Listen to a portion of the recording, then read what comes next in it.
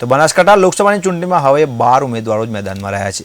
ભાજપે છેલ્લી ઘડીએ ખેલ પાડી અને થરાદમાંથી અપક્ષ ઉમેદવાર તરીકે ઉભા રહેલા બે ચૌધરી ફોર્મના પરત ખેંચાયા છે। ભાજપ નેતા તેને ટેકો લીધો હતો ત્યારે હવે 12 ઉમેદવારો મેદાનમાં સામે આવ્યા છે।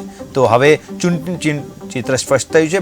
બનાસકાંઠા લોકસભા બેઠક માટે ભાજપ અને કોંગ્રેસ બંને મહિલા ઉમેદવારોની જંગ જોવા મળશે, કારણ કે આજે ઉમેદવારી પત્ર ખેંચવાનો અંતિમ દિવસ હતો। ચૂંટણી ચિત્ર સ્પષ્ટ થયું છે। 12 ઉમેદવારો ફોર્મ પરત ખેંચાય છે ત્યારે કહી શકાય ભાજપ, કોંગ્રેસ અને બસપા એમ માન્ય પક્ષના 3 ઉમેદવારો અને અન્ય પક્ષના ઉમેદવારો જ્યારે 6 અપક્ષ ઉમેદવારો મેદાનમાં રહ્યા છે। ત્યારે હવે લોકસભાની ચૂંટણીના મતદાનની આડે હવે ગણતરીના દિવસો બાકી રહ્યા છે ત્યારે હવે માહોલ તેજ બન્યો છે અને ઉમેદવારી પત્ર ખેંચવાનો અંતિમ દિવસ છે। આજે થરાદ ધારાસભ્ય શંકર ચૌધરીના મત વિસ્તારમાં શ્યામજી પટેલ અને જયશ્રી ચૌધરીએ ફોર્મ ભર્યા હતા।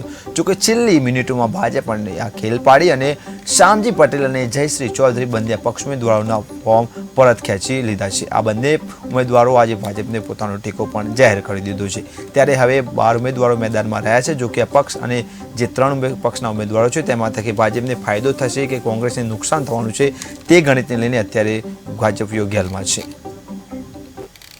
ટોટલ 14 માન્ય ઉમેદવારો પૈકી આજે બે અપક્ષ ઉમેદવારોએ પોતાનું ફોર્મ પાછું ખેંચ્યું છે। એ પછી ટોટલ 12 ઉમેદવારો બાકી રહે છે, જેમાં 3 જે છે માન્ય પક્ષોના છે, રાષ્ટ્રીય પક્ષોના, 3 જે છે અમાન્ય પક્ષોના છે અને બાકી 6 જે છે અપક્ષ ઉમેદવારો। અને અમારે ભાજપમાં સીટ મળી છે એ બેન પણ ચૌધરી છે, એટલા માટે અમે એકબીજા સમાજના છીએ અને એ લોકોના બધાને સાથ સહકાર મારો મળી રહે એના માટે અમે ઉમેદવારી પત્ર